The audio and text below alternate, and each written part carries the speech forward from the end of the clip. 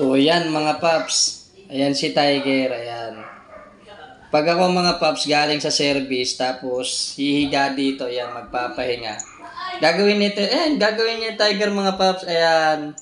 Ayan, ganyan niya, tatanggalin niya yung pagod natin mga paps, ayan. Maglalambing yan ng ganyan mga paps, ayan. Ayan. Tapos mga paps, etong pusa na to, si Tiger mga paps, akala ko, busog yung nagbe-burp-burp ba, yung may tumutunog. So, nabasa natin sa comment section mga paps. Pagka ganun pala yung pusa na may tumutunog-tunog, puring daw tawag dun eh. Ibig sabihin daw nun mga paps, yung komportable yung pusa sa'yo. So, yun yung sinasabi mga paps na nabasa ko dun sa comment section. Kaya ito si Tiger, pagka nagpapahinga tayo, ayan, pupunta yan sa atin, nagpapahinga tayo, tinatanggal niya yung pagod natin. Ayan o. Pag na-stop niya tayo mga paps, ayan siya. Ayan, higa-higa na yung ganyan. Ayan, gaganyan-ganyan na yan, no?